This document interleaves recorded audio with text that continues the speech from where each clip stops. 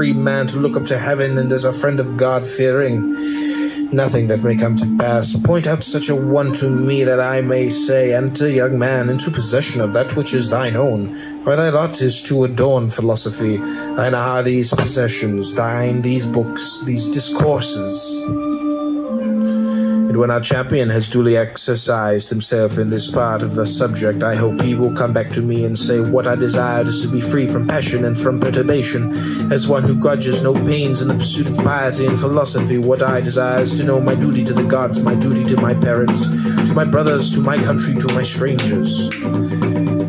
Enter then on the second part of the subject. It is thine also, but I have already mastered the second part, only I wish to stand firm and unshaken, as firm when asleep as when awake, as firm when elated as with wine, as in despondency and dejection. Friend, you are verily a god, you cherish great designs.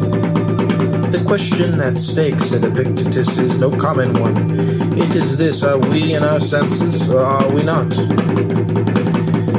If you have given way to anger, be sure that over and above the evil involved therein, you have strengthened the habit and added fuel to the fire. If overcome by a temptation of the flesh, do not reckon it a single defeat, but that you have also strengthened your dissolute habits.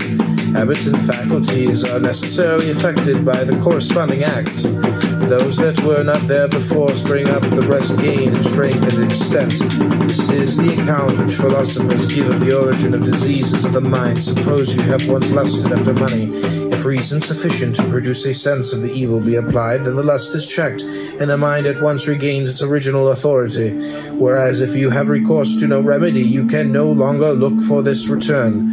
On the contrary, the next time it is excited by the corresponding object, the flame of desire leaps up more quickly than before.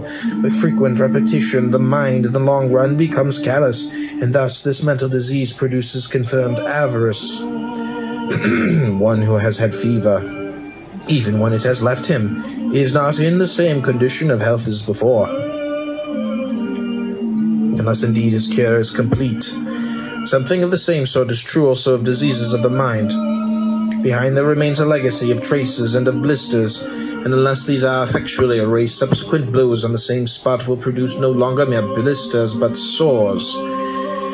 If you do not wish to be prone to anger, do not feed the habit.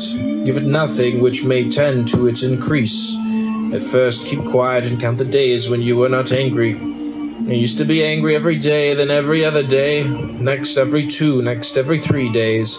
And if you succeed in passing 30 days, sacrifice to the gods and thank